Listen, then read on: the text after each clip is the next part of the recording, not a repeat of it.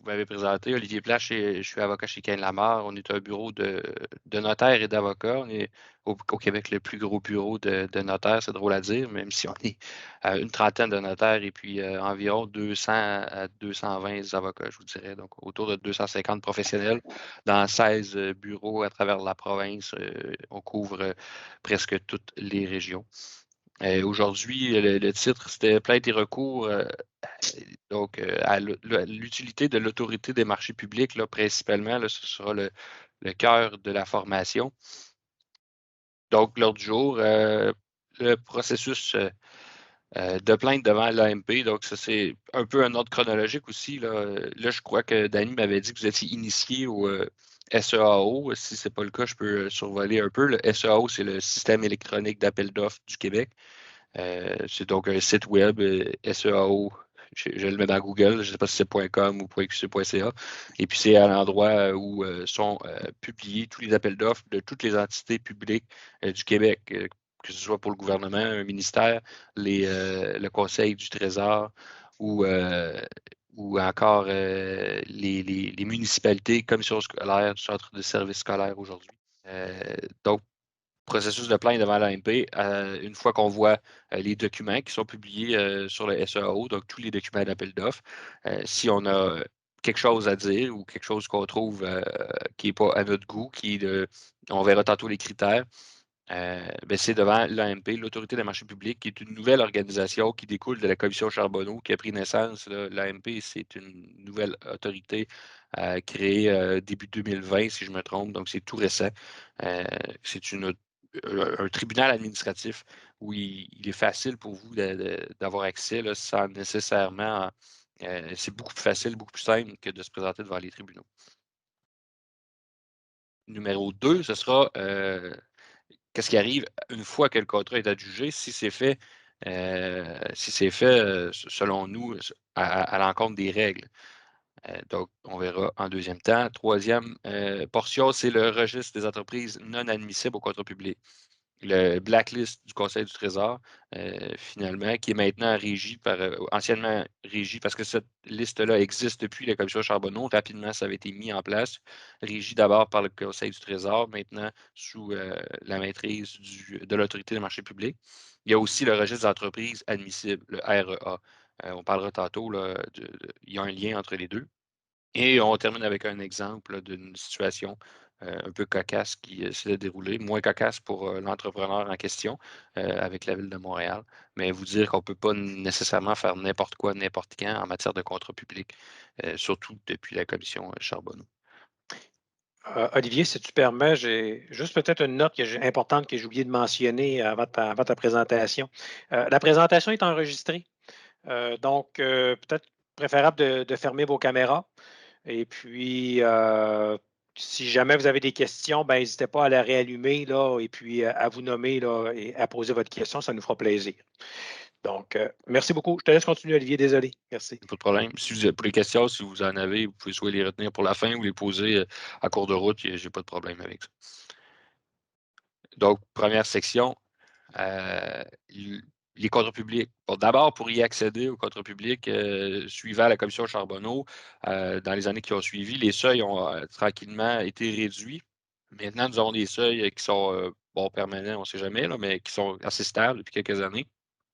Pour obtenir un contrat public qui sera dans le domaine de la construction d'un montant supérieur à 5 millions ou sinon dans le domaine des contrats de service, donc un peu plus dans votre domaine, supérieur à 1 million. Il faut être sur la liste du registre des entreprises admissibles.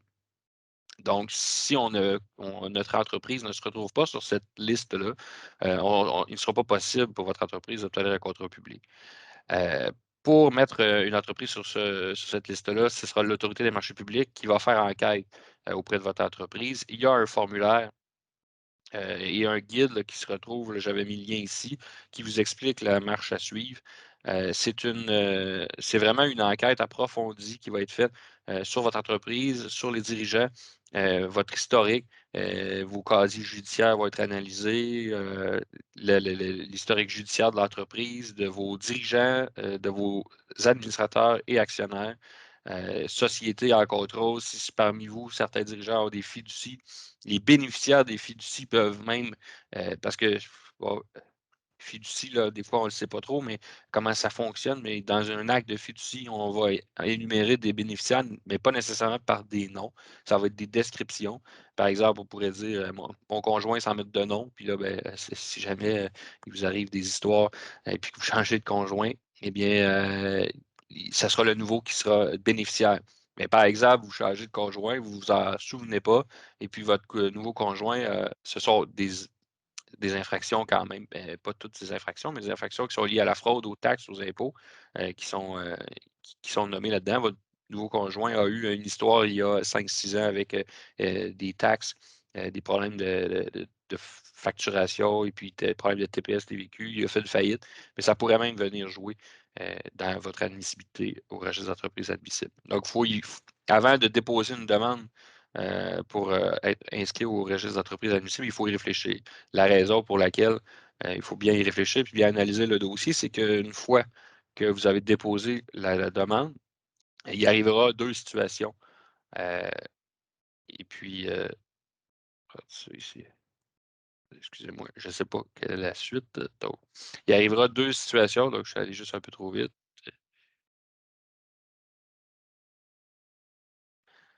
Les registres des entreprises admissibles, si vous n'êtes pas finalement déclaré admissible, vous allez être automatiquement déclaré non admissible, ce qui vous empêchera d'avoir accès au contrat inférieur à 1 million. Donc, il faut être certain quand on dépose cette demande-là d'être déclaré admissible. Sinon, ça aura des conséquences fâcheuses, surtout si les contrats publics, dans votre service, dans votre domaine, j'y suis moins familier. Je ne sais pas quel pourcentage de contrats ça peut représenter pour vos entreprises, mais dans le domaine de la construction, certaines entreprises ont au-dessus de 90% de contrats dans le domaine public, donc ça peut affecter la vie ou la survie de l'entreprise. Et il faut savoir aussi que ce n'est pas seulement des contrats directement avec les organismes publics, les sous-contrats sont toujours impliqués, là, inclus dans ça.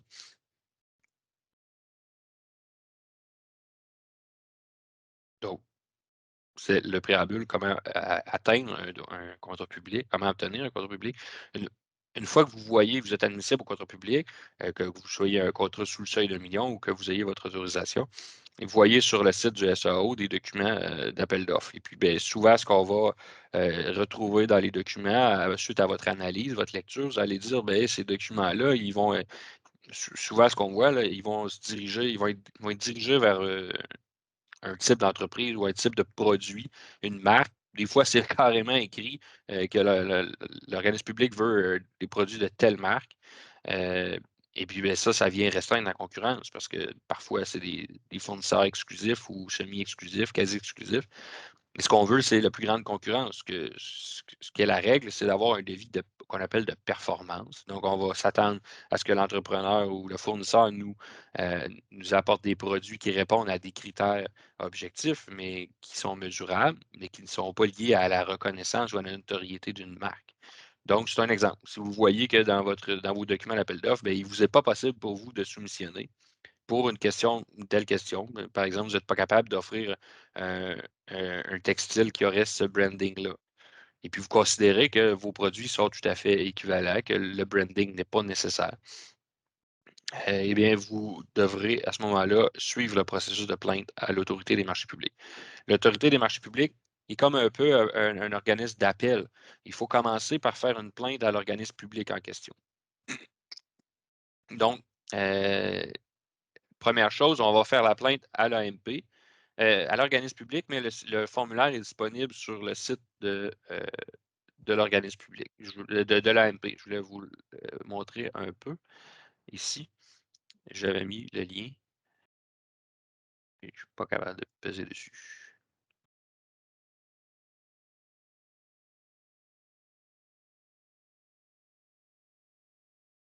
OK.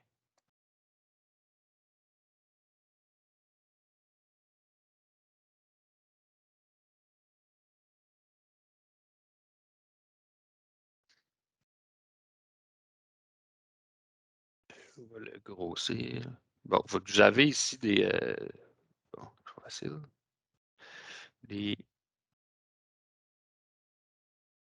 certaines instructions là, mais qui sont surtout de forme pour remplir le formulaire.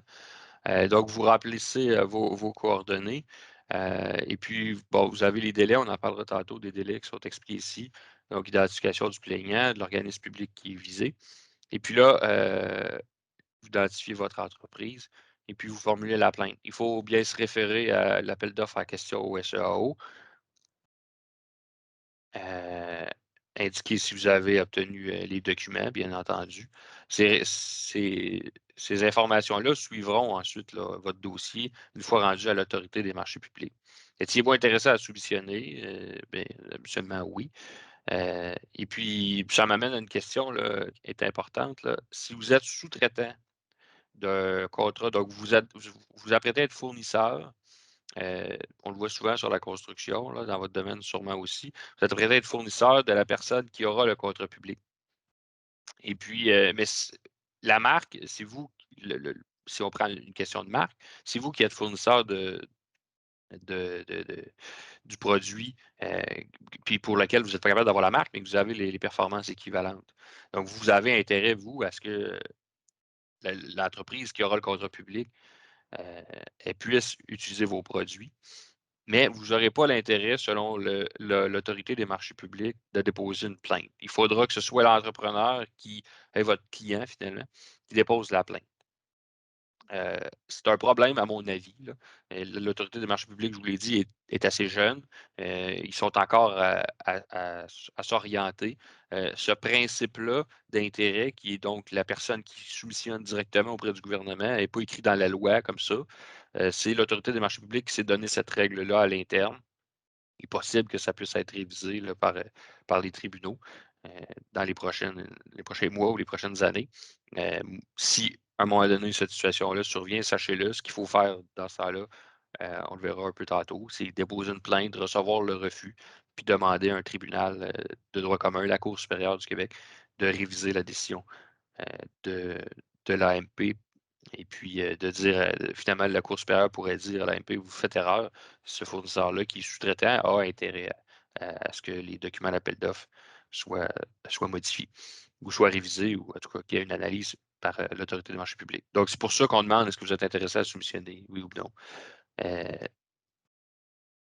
Donc, on complète ici les personnes avec qui vous avez communiqué. Souvent, ben, le SAO, souvent, il va toujours indiquer qui est la personne ressource. Et puis, je vous encourage fortement à passer toujours par cette personne-là. On verra tantôt l'histoire de construction Beauval, ce qui est survenu. Ici, ben, il faut détailler les motifs de la plainte.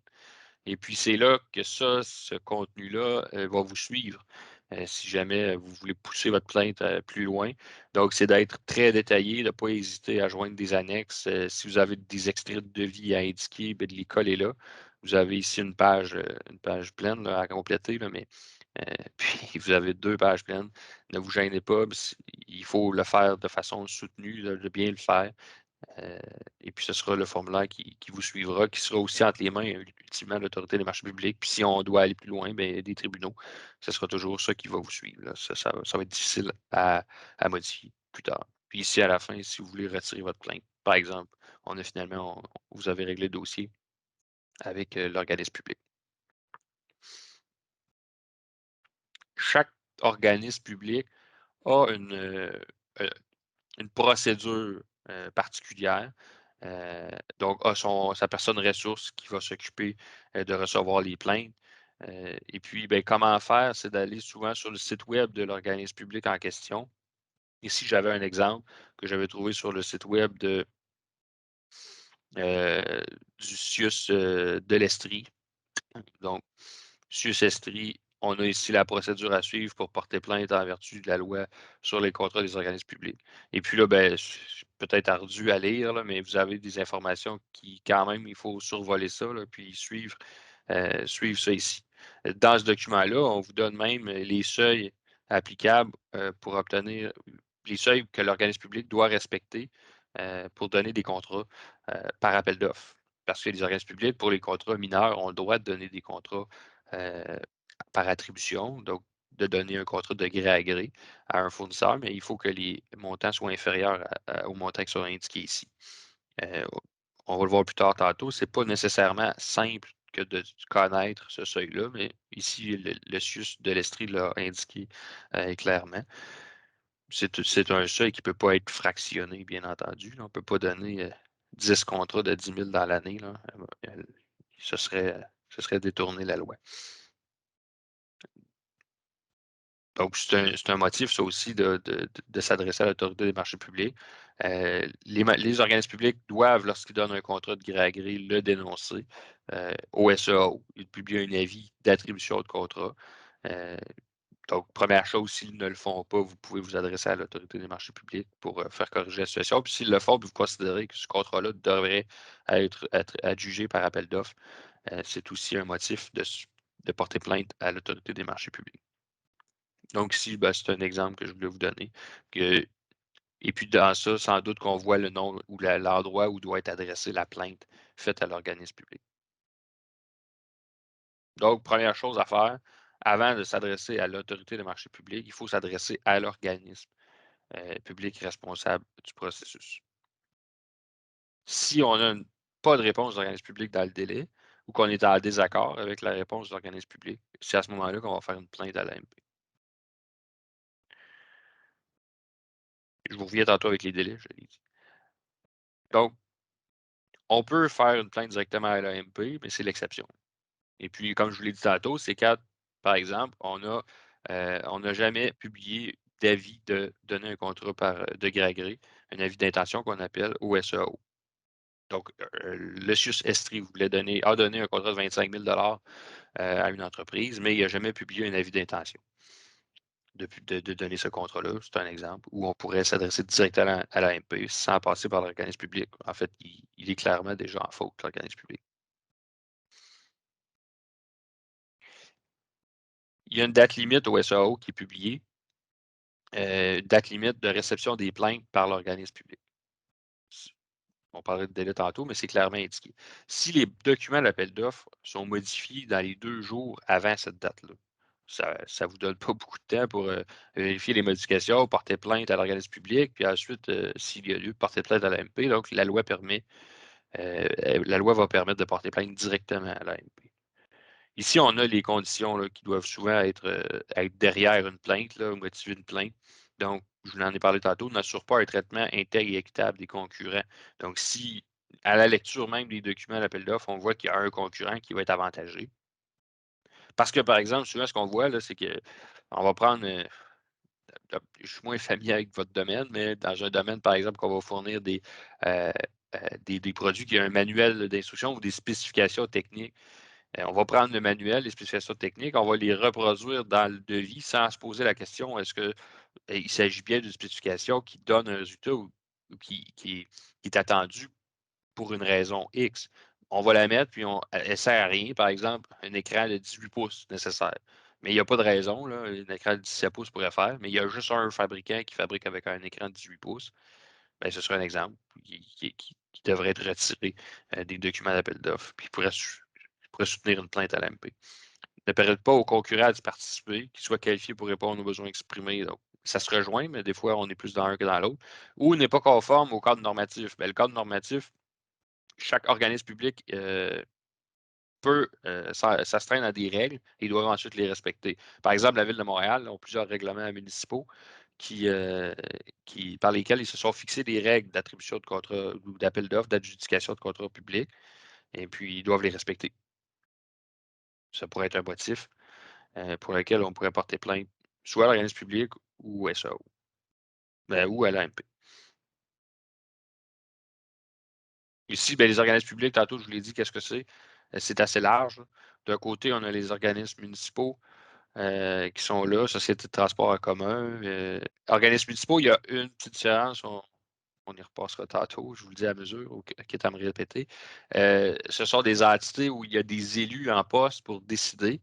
L'autorité des marchés publics, elle aura souvent seulement qu'un pouvoir de recommandation vis-à-vis des organismes municipaux.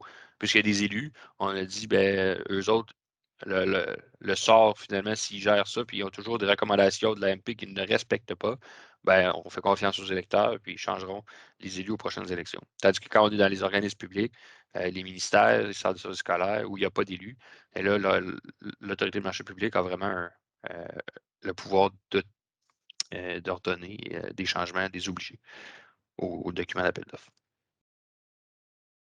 Qui peut faire de plainte à l'AMP? Ben, je vous l'ai dit tantôt. L'intérêt, là, selon le SAO, là, je vais être clair là, pour l'instant, mais moi, je vous dis, je ne suis pas d'accord avec ça. C'est ma vision des choses. Quand j'ai lu la loi, je n'y trouve pas ce principe-là. Mais il doit avoir l'intention de réaliser lui-même le contrat, qu'il est apte à subventionner, qu'il a la capacité de répondre aux besoins exprimés. Donc, eux autres, là, l'AMP, aussitôt que vous allez déclarer que vous êtes sous-traitant d'un fournisseur qui, lui, fera affaire avec l'organisme public, ils vont rejeter d'emblée votre plainte. Si à un moment donné, ben, votre fournisseur, votre client, vous, n'a pas l'intérêt, parce que des fois, ils n'ont pas l'intérêt nécessairement à investir des sommes ou des énergies dans le processus de plainte à l'AMP.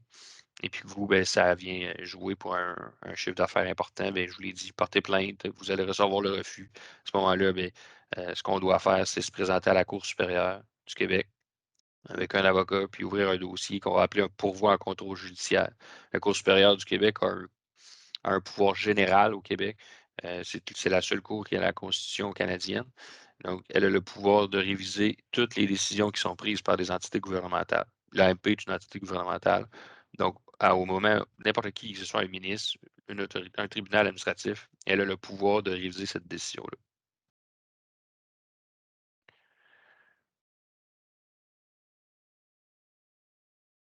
Qu'est-ce qui est arrivé?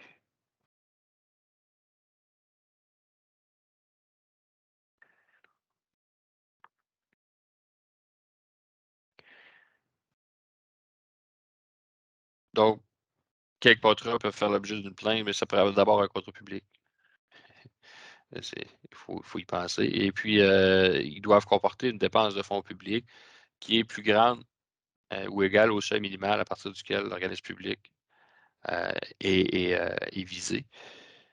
Et puis, ça doit être un organisme, ça doit être des contrats qui sont visés par l'article 3 de la loi sur les contrats des organismes publics. Donc, c'est des contrats de services, des contrats de fourniture, des contrats de construction.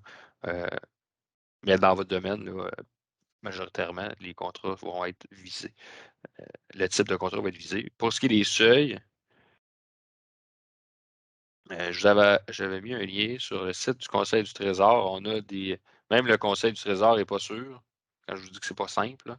Ces tableaux sont fournis à titre indicatif seulement. Ils n'ont aucune valeur officielle. Si on va dans le réseau de la santé, par exemple, on peut voir tantôt, si on se rappelle, on avait 101 000 pour, pour le CIUS de l'Estrie. Eux autres considéraient être assujettis à ce seuil-là. Et puis ici, on peut voir que selon le site du Conseil du Trésor, on est dans les services, les biens à 105 700. Est-ce que c'est une question d'indexation? Je ne sais pas. Et puis puis là, ben, encore là, il y a toujours les ententes internationales. La nouvelle ALENA, là, je ne sais pas si je ne me souviens plus de son acronyme. La nouvelle ALENA ou tout autre, même des ententes interprovinciales. Donc, ça vient jouer, là, comme ici, les fournisseurs du Québec, de l'Ontario, du Nouveau-Brunswick sont astreints à un seuil sur la construction qui est différent des autres fournisseurs du Québec, du Canada. Donc, c'est pas simple, même si on pourrait croire que c'est simple, que tu connais les seuils. Puis là, ça, on est seulement que dans le réseau de la santé. Si on va dans les ministères, on aura des seuils qui sont différents. Donc, on est à 25 000 dans les ministères pour ce qui est des biens. Donc, en matière juridique, malheureusement, des oui ou des non, on n'en a pas souvent. C'est souvent, ça dépend. Les types de plaintes recevables. Ben, on doit d'abord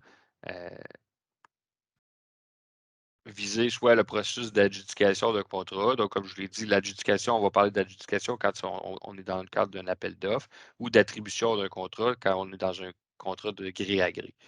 Donc, le contrat de gré à gré, bien, il y a deux choses. Est-ce qu'il y avait un avis d'intention à faire? L'ont-ils fait? Puis est-ce qu'ils sont dans le seuil permis? Est-ce que c'était possible d'attribuer de gré à gré un contrat, oui ou non? L'adjudication, ben, ça va être un petit peu plus. Il y a plus de moyens de porter plainte parce que c'est vraiment dans le contenu des documents d'appel d'offres. Et puis, ben, c'est ce que je vous dis, ça doit porter sur le contenu des documents publiés au SAO. L'AMP n'analyseront pas des choses qui ne sont pas incluses dans le SAO. L'AMP, ce n'est pas un tribunal de droit commun. Ils ont un pouvoir restreint, c'est de vérifier et puis d'ordonner, de recommander des modifications dans les documents d'appel d'offres qui sont publiés au SAO. Et puis les 3 critères dont on a parlé tantôt, qui sont ici, c'est ce qu'ils vont vérifier. L'AMP, est-ce que on pourrait avoir un traitement équitable entre les soumissionnaires? Est-ce que tout le monde qui est en mesure de soumissionner peut le faire? Puis est-ce que le cadre normatif auquel est astreint l'organisme public est respecté?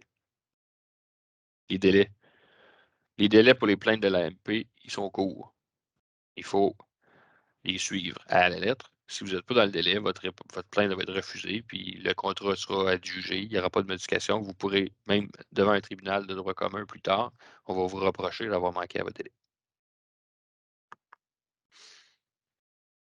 Le délai, pour ce qui est de la plainte à l'organisme public, il se trouve dans, la fiche du SAO. Il est vraiment indiqué, il y a une date de plainte, quelle est la plainte, la date à laquelle, ou plus tard, la plainte doit être acheminée à l'organisme public. Lorsque vous recevez la réponse officielle, l'organisme public, là, parfois, eux autres aussi sont nouveaux là, dans le domaine, dans le processus de plainte. Parfois, ils vont écrire, puis il faut s'assurer que ce soit vraiment leur décision. Là. Des fois, ils vont essayer de négocier, marchander, mais ce n'est pas la décision officielle. Quand ils voient la décision officielle, ils disent dedans là, que le délai de 3 jours commence, là, parce que vous avez un délai de 3 jours seulement, et puis 3 jours, ce n'est pas des jours ouvrables. Pour faire une plainte à l'AMP si vous n'êtes pas d'accord avec la réponse de l'organisme public. Si l'organisme public traîne ou tarde à vous répondre, bien, vous avez, dans le cas d'une adjudication, donc dans le cas d'un appel d'offres public, vous avez maximum à la date inscrite, à la date limite de réception des soumissions, donc à la date d'ouverture des soumissions. C'est la date maximum à laquelle vous devez porter plainte à l'AMP. Dans le cas d'un contrat d'attribution, c'est maximum. Dans le cas d'une attribution de contrat de gré à gré, c'est maximum un jour avant la date prévue de la conclusion du contrat. Et puis ça, c'est si l'organisme public n'a pas répondu 3 jours avant la date maximum des plaintes au SAO. Pour ce qui est des plaintes directement acheminées à l'AMP, donc tantôt on se rappelle, c'est dans les cas précis qu'on va faire une plainte directement acheminée à l'AMP. Par exemple, si l'organisme public a modifié les documents d'appel d'offres 2 jours seulement avant la date limite de réception des plaintes, bien là, vous avez 2 jours, vous devez porter plainte directement à l'AMP, pas à l'organisme public, 2 jours avant la date limite de réception des soumissions.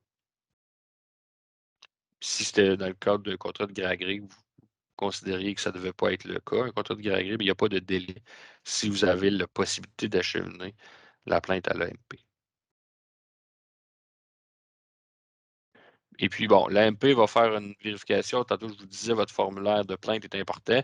Il est important quand vous faites la plainte à l'organisme public, puis il est important aussi quand vous faites la plainte à l'AMP, mais on ne peut pas modifier la plainte à l'organisme public. C'est la même plainte qui va se retrouver à l'AMP. On ne peut pas la modifier du tout au tout, même s'il faut faire un autre formulaire. Donc, la plainte, c'est considéré abusive, frivole ou manifestement mal fondée. Il faut vraiment à ça que vous n'ayez pas pris le temps de remplir adéquatement le formulaire. Là. Il faut qu'il n'y ait absolument rien parce que ce que vous écrivez dans le formulaire, lorsqu'on analyse ce critère-là, il faut qu'on prenne pour avéré. Donc, il faut considérer que ce que vous écrivez est vrai. Ce n'est pas à ce moment-là qu'on va analyser, voir est-ce que vos arguments sont faux ou ce que vous alléguez n'est pas vrai. Vous n'avez pas déposé la plainte dans les délais. Exception possible, mais fiez-vous pas sur les exceptions. Les délais sont très importants. Donc, c'est des délais courts. On a vu des délais de 3 jours maximum, des fois 2. Donc, et puis, il faut suivre au SAO. Les dates sont inscrites sur l'avis d'appel d'offres.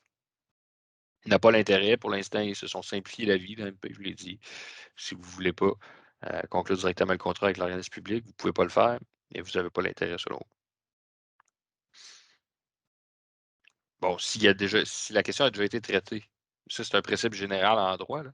S'il y a déjà un tribunal qui s'est penché sur la question entre les mêmes parties au sujet des mêmes documents, puis qu'il y a déjà eu une ordonnance de rendu, on ne peut pas retourner. Là. On ne peut pas retourner à l'AMP pour la même question. Même si c'était pas vous le plaignant. Là. Donc, si la modification est la même, l'objet est le même si c'était pas vous le plaignant, vous ne pourrez pas retourner à l'AMP. Vous avez fait défaut de faire une plainte d'abord à l'organisme public. On va vous le soulever. Et puis ça pourrait, le temps que l'AMP vous réponde ça, ben, vous pouvez passer le délai. Là.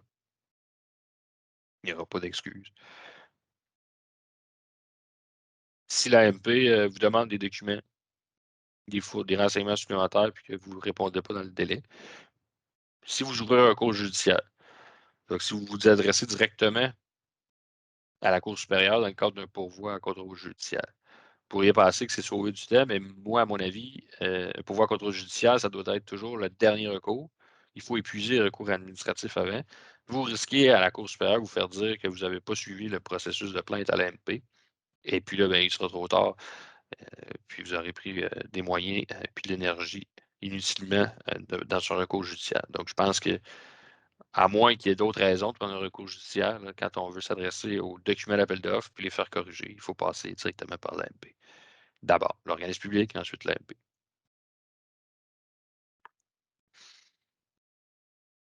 Je ne sais pas, le processus d'attribution, on peut passer rapidement. Peut-être que c'est moins intéressant. On parlait plus de processus d'appel d'offres.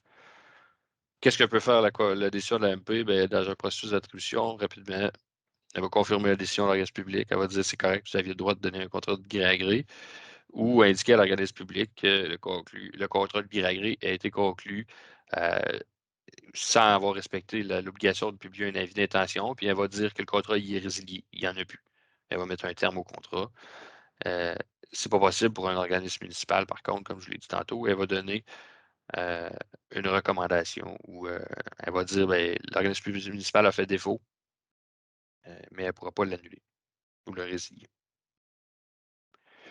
Elle peut aussi dire, ben, vous étiez en haut du seuil ou ce contrat-là, vous faites du fractionnement du seuil, donc vous auriez dû jumeler tout ça, faire un contrat, passer par un processus d'appel d'offres. Elle va ordonner à ce qu'il y ait un appel d'offres qui soit fait. Dans le cas d'une municipalité, ben, elle va le recommander. Dans un cas d'appel d'offres, on peut toujours dire l'organisme public a bien fait, sa décision est bonne, donc on la suit. À ce moment-là, si on n'est pas d'accord, ben, je l'ai dit tantôt, on va faire réviser l'ordonnance ou la décision de l'AMP de confirmer l'organisme public, la décision de l'organisme public, on peut faire réviser ça par la Cour supérieure. Elle peut ordonner à l'organisme public d'annuler l'appel d'offres ou elle peut lui demander d'apporter des modifications. On va souvent voir qu'elle va demander à l'organisme public d'apporter des modifications. Donc, elle va lui ordonner de changer un paragraphe dans son devis, par exemple, d'extensionner le délai pour l'ouverture des soumissions. Pendant le temps où le processus de décision à l'AMP est en cours, donc, il n'y a pas d'audience à l'AMP. À prime abord, ils peuvent demander d'être entendus. Vous pouvez demander d'être entendu, mais ça se fait sur le dossier, là, principalement. Le temps que l'AMP analyse votre dossier, eh bien, le délai est suspendu au SAO. Ça aussi, c'est important de savoir. Puis il va être indiqué là, traitement d'une plainte en cours par l'AMP. Ici, j'ai mis un exemple d'une fiche disponible sur le SAO. On est au 6 Lanaudière. Donc, délai pour la réception des offres. Il reste 11 jours, là, mais on a la date limite de réception des offres ici, le 1er juin 2021. Au 8h à 10h30. Les offres sont déposées électroniquement, bien souvent. Là. Donc, ça, c'est la date limite pour recevoir les soumissions. Il y a la date limite pour recevoir les plaintes par l'organisme public. Donc, ici, on avait bien avant la date limite de réception des offres. Mais, donc, l'avis a été publié le 30 avril, puis regardez, vous avez 10 jours pour porter plainte à l'organisme public. Donc, aussitôt que c'est publié, il faut s'empresser d'aller lire les documents et puis les analyser. Puis, si on a une plainte à faire, il faut s'en occuper rapidement. On ne peut pas reporter nécessairement à demain ces questions-là. Ici, on va indiquer là, quels sont les accords qui sont applicables. Puis ça, ben, c'est peut-être ici, là, vous avez un enjeu, mais malheureusement, aujourd'hui, moi, j'en parlerai pas tellement. Je ne m'y connais pas là, beaucoup sur ce qui est des accords internationaux dans le domaine des appels d'offres.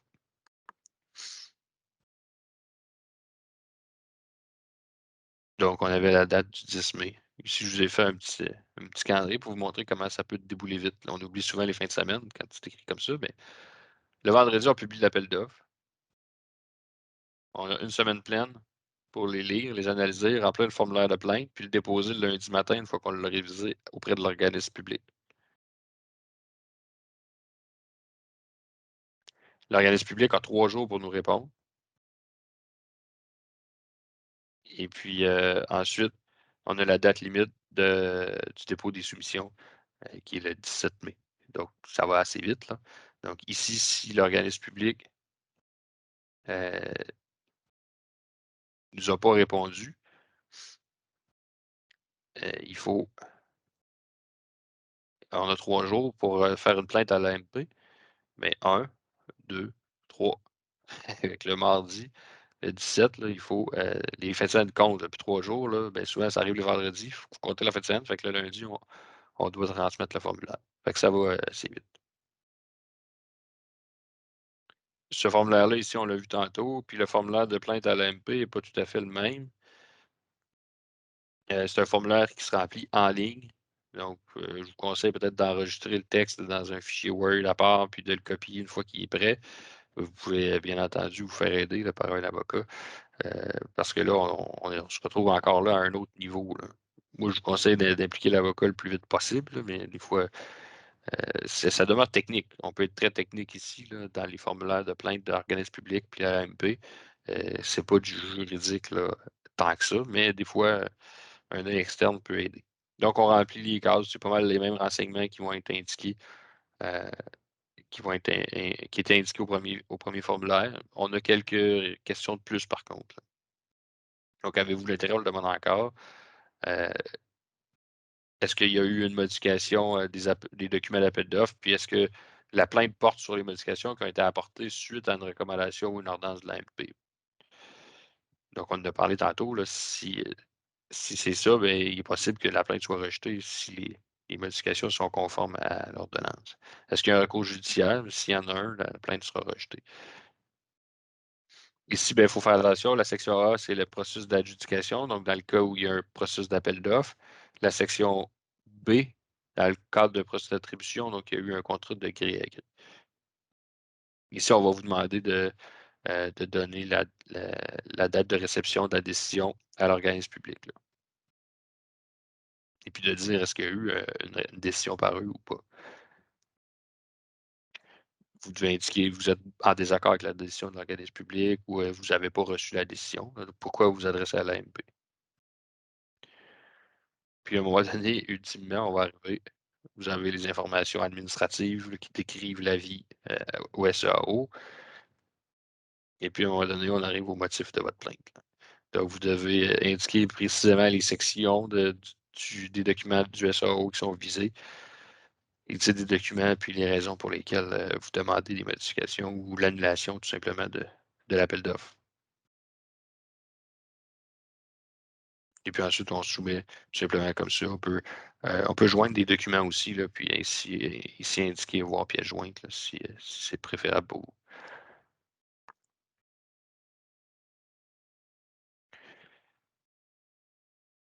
Puis là, il faut toujours se rappeler qu'on est avant l'ouverture des soumissions parce que les dates de réception des plaintes sont antérieures. Les plaintes aux organismes publics, je ne l'ai peut-être pas dit tantôt, là, souvent, si vous ne trouvez pas à qui l'envoyer, envoyez-la à la personne euh, ici. Vous allez toujours avoir un contact. Josée Fontaine, c'est elle qui est votre contact auprès de l'organisme public. Et puis, comme je l'ai dit tantôt, c'est avec elle qu'il faut passer pour toute question qui s'adresse à l'appel d'offres. Si vous avez des questions au sujet des documents, vous voulez porter plainte, vous transmettez ça à elle. Et si ce n'est pas à elle, elle va vous répondre. Puis si elle a besoin de le transférer à l'interne, elle va le faire, là. C'est à ça que sert le contact. C'est un lieu de tomber. Les décisions qui sont rendues par l'AMP sont finales en ce qui concerne surtout les pouvoirs qui lui sont dédiés. Donc, l'analyse des documents d'appel d'offres, plus on est dans ça, l'analyse des est-ce que le document d'appel d'offres doit être modifié ou non? Donc, dans des questions techniques, euh, le, je regarde l'heure, excusez-moi, je vois quelqu'un qui quitte. Donc, les questions techniques, ce sont des questions et des compétences assez exclusives à l'AMP qui ne seront pas révisées par les tribunaux. Quand on tombe dans les questions de droit, donc comme je vous disais tout à l'heure, l'AMP qui va décider, elle, que l'intérêt, c'est d'être directement soumissionnaire avec l'organisme public, c'est une question de droit, d'analyse de la loi sur l'autorité des marchés publics. À ce moment-là, c'est plus facile de demander la révision par la Cour supérieure en pourvoi à contrôle judiciaire. L'AMP va toujours vous dire que ces décisions ne sont pas appellables et finales. C'est certain. Parce que c'est ça dans la réalité, c'est ce qui est écrit dans la loi. Sauf que même si c'est écrit ça dans la loi, vous avez le droit d'aller vous présenter en pourvoi en contrôle judiciaire quand c'est pour faire réviser euh, l'interprétation que l'AMP a faite d'une loi. C'est le principe, là. Donc, ici, c'est toujours possible d'intenter un pourvoi en contrôle judiciaire, mais ce ne sera pas possible si on est dans du technique.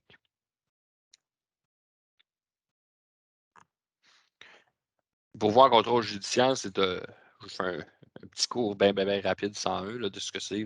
C'est un principe qui descend, là, comme je vous l'ai dit tantôt, du rôle qu'a la Cour supérieure dans la Constitution. Donc, c'est un pouvoir de common law, c'est un pouvoir qui est établi puis encadré par la jurisprudence. Récemment, la Cour suprême a révisé les critères, puis ben, ce qu'on en vient à dire, c'est ça.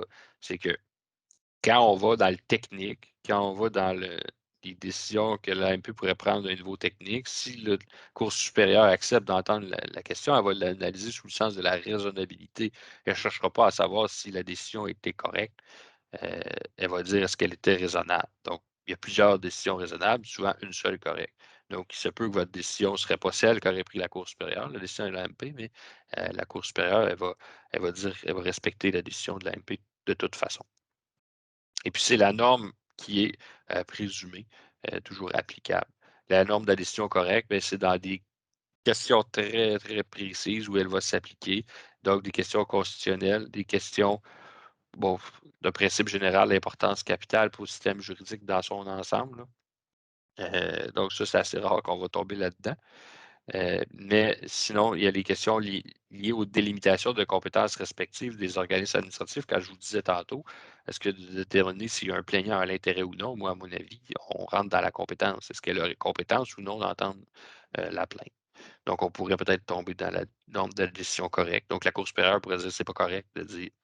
Peut-être qu'il est raisonnable de dire ça, mais ce n'est pas correct selon la loi. Tout ce qu'on vient de voir, c'est avant que les soumissions soient ouvertes. Une fois que les soumissions sont ouvertes, qu'on connaît les résultats, l'AMP, elle n'a plus compétence, on ne peut plus s'y adresser. Ce qui nous reste comme recours, premièrement, si c'est un recours en vertu de ce qui est écrit dans les documents d'appel d'offres puis qu'on considère qu'il aurait dû être écrit autrement, ça va un peu mal. Moi, à mon avis, on est en retard. On aurait dû le faire à l'AMP. Si c'est concernant, souvent, ça va être ça, concernant l'identité d'un soumissionnaire. J'ai fait un dossier en mars 2020 que j'ai plaidé à la Cour supérieure de Québec. Le soumissionnaire prétendait que ma cliente n'avait pas le droit au contrat, étant donné le contenu. Lui, il considérait que l'appel d'offres, les documents d'appel d'offres étaient dirigés, euh, et puis que ça permettait seulement à un nombre restreint de soumissionnaires de soumissionner. Puis lui, il trouvait ça correct parce que lui, il était, selon lui, dans les soumissionnaires restreints, il s'y trouvait, mais pas ma cliente. Donc, il a tenté un recours à la Cour supérieure en voulant faire annuler le processus d'appel d'offres en disant que le contractant qui avait obtenu le contrat ne pouvait pas l'obtenir puisqu'il n'était pas, il ne pouvait pas vendre des produits avec une marque, justement, et qui était énuméré dans les documents d'appel d'offres. Donc, il s'est présenté puis il a demandé un pourvoi en contrôle judiciaire pour faire réviser la décision de l'organisme public d'adjuger le contrat à ma cliente et puis de le faire annuler.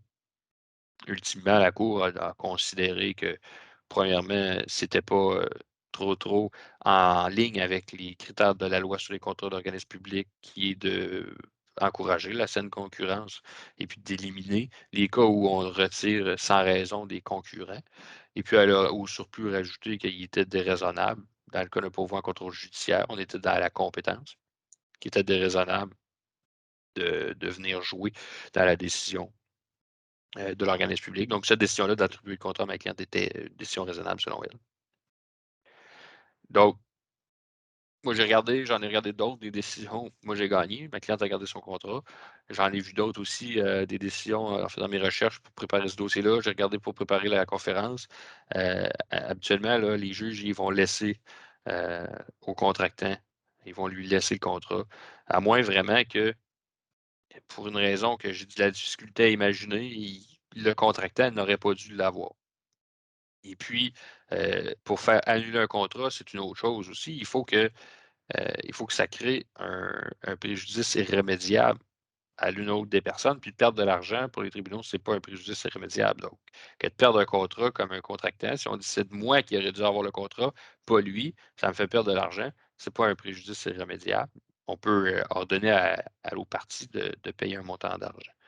Donc, de faire annuler un contrat, je l'ai rarement vu, très, très rarement. Et puis, on a vu Pentax avec le CHUM à Montréal qui a voulu faire annuler un contrat d'un compétiteur. Et puis, le juge lui a dit que ça prend une loi de l'ordre public qui est enfreinte pour faire annuler un contrat.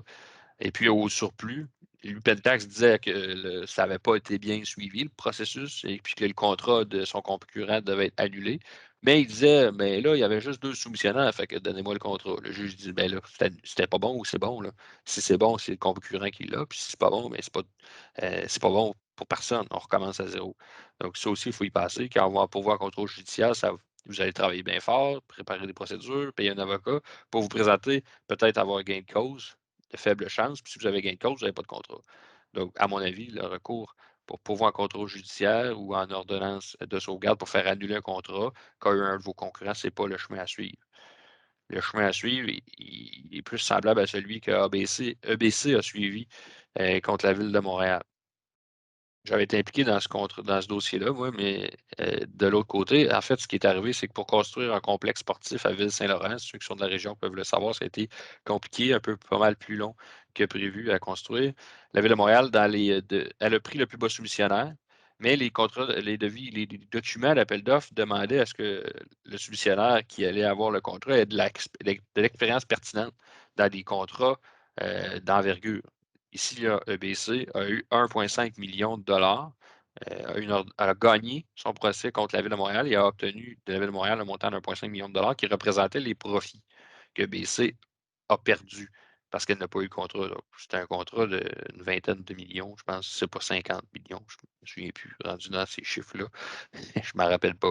Je sais que moi, j'ai été impliqué dans le dossier où ça a mal été avec celui qui a eu le contrat qui était inexpérimenté. Puis la Cour supérieure a été d'accord de dire que celui qui a eu le contrat était inexpérimenté. Au surplus, ça a mal été parce qu'il n'y avait pas l'expérience requise. Puis la Ville de Montréal a livré en retard son projet. Et puis elle a discuté avec son sous-traitant. Puis il a eu de la difficulté à obtenir son centre sportif qui a sûrement coûté plus cher que prévu à l'origine. Mais EBC, elle, a dit ce sous-traitant-là, cet entrepreneur-là, qui était Unigertech, qui avait obtenu, on l'a ici, qui avait obtenu le contrat. Et la Cour supérieure a dit, bien non, selon les documents d'appel d'offres, quand on les lit, Unigertech, elle n'a pas démontré avoir l'expérience pertinente pour obtenir le contrat. Donc, elle n'aurait jamais dû avoir le contrat. C'est EBC qui aurait dû l'avoir. Mais le remède, dans ce cas-là, c'est pas de donner le contrat à EBC. C'est Unigertech termine ton contrat. Ils ont eu de la misère. Ils ont fini par réussir. Euh, mais EBC, toi, si tu avais eu le contrat, tu aurais fait 1,5 million de profit. Il faut le prouver. Ils l'ont prouvé. Puis le tribunal a dit, bien parfait. Donc, Ville de Montréal, tu as commis un dommage en ne suivant pas tes documents d'appel d'offres. Tu as causé un dommage à EBC d'1,5 million. Je leur donne de payer à EBC 1,5 million. Ville de Montréal est allé en appel, puis le jugement a été confirmé. Donc, EBC, sans faire le contrat, a fait les profits du contrat. C'est le chemin à suivre si vous considérez qu'un concurrent a obtenu un contrat et qu'il n'aurait pas dû l'obtenir. C'est dans un dossier comme ça que vous risquez d'avoir un meilleur résultat que dans un dossier où vous voudriez lui enlever le contrat rapidement. Si je reviens à mon dossier de l'année passée, où le concurrent voulait avoir le contrat de ma cliente parce que considérait que ma cliente ne vendait pas la bonne marque. Quand on a passé devant le juge avec les délais judiciaires, le dossier de cours a été ouvert. La procédure a été signifiée par l'huissier en janvier 2019, puis on a plaidé le 10 mars 2020. Ma cliente, quand elle a, puis j'ai reçu le jugement début avril 2021. Le, le dossier, quand il a été plaidé devant le juge en mars 2020, la bâtisse était à 50% débuté. Puis quand on a reçu le jugement, il était terminé, les gens étaient dedans. Donc il a été impensable d'annuler le contrat. Puis ça n'avait pas de bon sens. Donc c'est pour ça que c'est pas fait comme ça. J'étire le temps. Registre d'entreprise non admissible. Je vous l'ai dit tantôt, ce que ça fait, bien, il y a 2 façons d'entrer sur le registre. On ne veut pas y aller, là. C'est de soit refuser une admissibilité au contrat public Ou sinon, c'est d'avoir simplement, c'est de commettre un dirigeant ou un actionnaire qui commet une infraction à une loi qui est énumérée à l'annexe de la loi sur les contrats d'organismes publics. Automatiquement, l'AMP va inscrire l'entreprise sur le RENA. Pendant 5 ans, une fois inscrit sur le RENA, il n'est pas possible de faire des contrats publics. Puis même ceux en cours doivent être cédés, terminés par d'autres. Il n'y a pas d'avis qui est envoyé par l'AMP. Donc, c'est vous, une fois que vous savez que vous êtes personnellement coupable ou votre entreprise coupable d'une infraction, les taxes, les impôts, ce qui est criminel, il faut porter attention à ça. Ben, vous devez vérifier, vous allez être inscrit au RENA pour 5 ans. Il n'y a pas vraiment de façon de se retirer du RENA. Les façons que certains ont trouvées, c'est de dire que le processus de l'AMP ne respectait pas l'équité procédurale. Donc, souvent, il n'y avait même pas eu de condamnation. C'est plutôt comme ce qu'on voit ici avec l'Avacon, là, qui est plus marquant. L'Avacon a fait la une du Journal de Montréal. Le BIG, le bureau de l'inspecteur général à Montréal, avait fait enquête, avait trouvé que l'Avacon n'était pas un entrepreneur respectable dans son milieu. L'AMP, seulement sur presque la une du Journal de Montréal, avait inscrit au RENA l'Avacon, sans qu'il n'y ait jamais rien d'officiel contre l'Avacon d'introduit. Donc, bien entendu, la Cour a ordonné à l'AMP de retirer l'Avacon du RENA. Construction Beauval, ben, je vais aller rapidement parce qu'on est sur la fin. Ce qu'ils ont fait, ils n'ont pas obtenu un contrat qui a été donné à EBC. Selon eux, ils devaient avoir le contrat. Ils ont dit à leur avocat, Construction Beauval, écris une lettre à la mairesse et puis dis-lui que ça n'a pas de bon sens, qu'ils n'ont pas respecté leurs documents d'appel d'offres, que si le contrat nous revenait. Ils écrivent à peu près ça, ce que dit la lettre. Et puis, la mairesse reçoit la lettre, elle la porte au conseil municipal, et puis elle dit au conseil municipal, je considère que c'est une tentative d'influencer quelqu'un en autorité. À la Ville de Montréal, ils ont un registre aussi d'entreprises non admissibles au contrat de la Ville de Montréal. Et puis, tenter d'influencer une personne en position de décider fait en sorte que l'entrepreneur est inscrit sur cette liste d'entrepreneurs non admissibles. Construction Beauval a été inscrit pour 5 ans sur ce registre-là. Donc, il ne pourra pas, pendant 5 ans, faire affaire avec la Ville de Montréal juste parce qu'il a envoyé une lettre à la mairesse plutôt que de l'envoyer à la personne que je vous disais tantôt qui est indiquée au SEO. Et puis de mettre en demeure la Ville. Il ne mettait pas en demeure la Ville de lui donner le contrat. Il faisait seulement que finalement plaider sa cause dans son écrit. Ce dossier-là est en appel. On verra ce que la Cour d'appel dira, mais tout ça pour dire que. Puis tout ça est aussi parce que Consul Beauval n'était pas inscrit au registre des lobbyistes.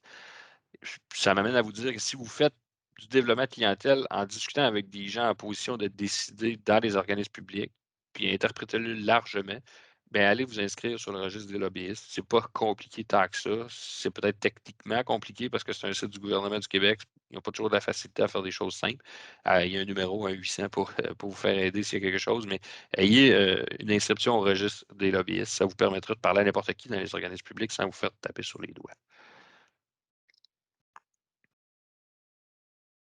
Donc, elle a reçu une lettre, puis elle est actuellement. Mais là, je pense qu'il y a une ordonnance pour temporairement, le temps que la Cour d'appel entende la cause, elle a le droit de faire les contrats, je pense, là, actuellement, de la Ville de Montréal. Mais si la Cour d'appel rejette l'appel, ben, elle sera sur le registre pour, je pense que c'est 3 ou 5 ans. Pour des entreprises qui font souvent affaire avec le public, là, ça peut leur coûter la vie de l'entreprise. Merci.